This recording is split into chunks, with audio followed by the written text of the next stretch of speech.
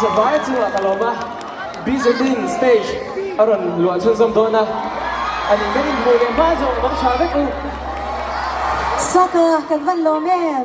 Kalin roll lo ka na siya thiam na visiting tuin in tuin. Drone tu na hian live telecast petu ni lo drone. Kan kan oma khong ai kha kha ti top turin kalin ne ra ni. Visiting kan son sun som ha le.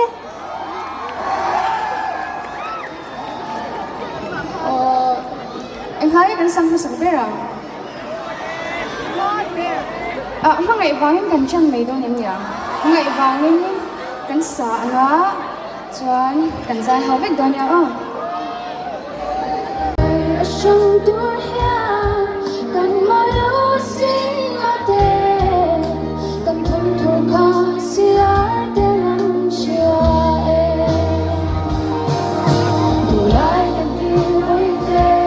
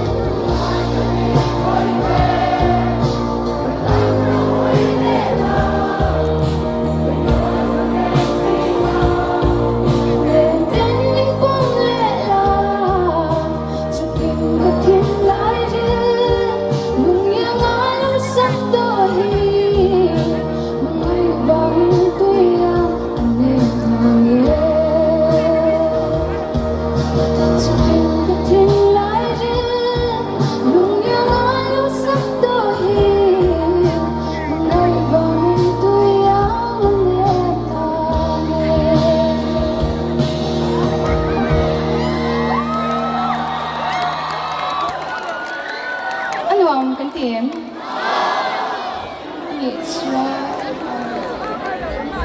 Hôm nay ba đi in cảnh xuân dung đời nhỉ.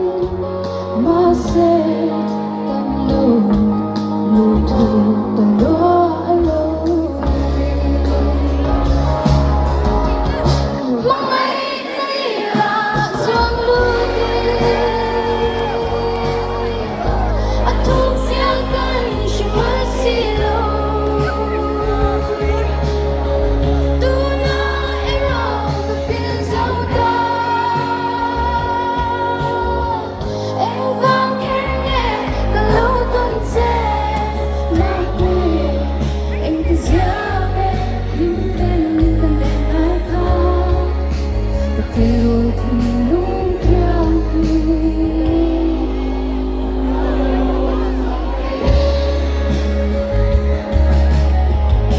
một ngày nó ôm ra bên trên rồi em đang là thu nghe những chiều rồi kể dùng cả đôi về thác lúc về mà sẽ ai ayam hi asuna kwa mangai ngia chuang luti atok sia kan shema silo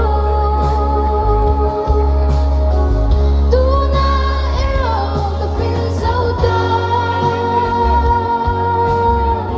em vang khen nghe ta lâu tâm che mang vui anh cứ giang lên im tên ta nghe lại khóc để cây rồi thì mình đúng theo đi mình lâu lúc sắp mây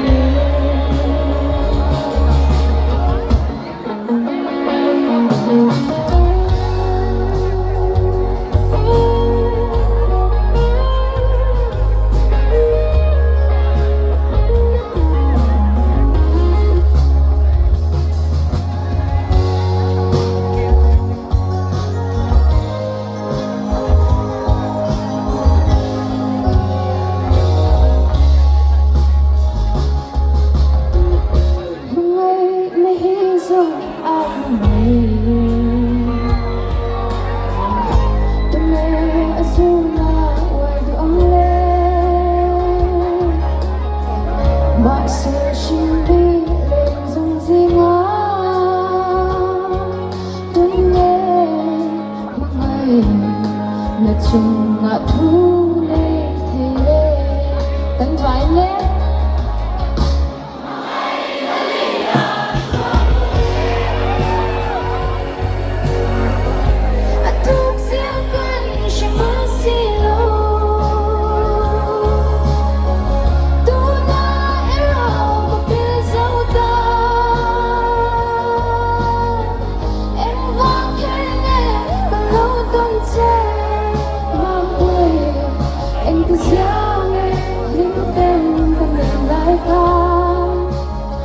rồi thì lúc theo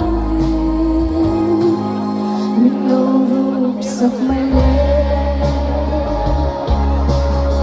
rồi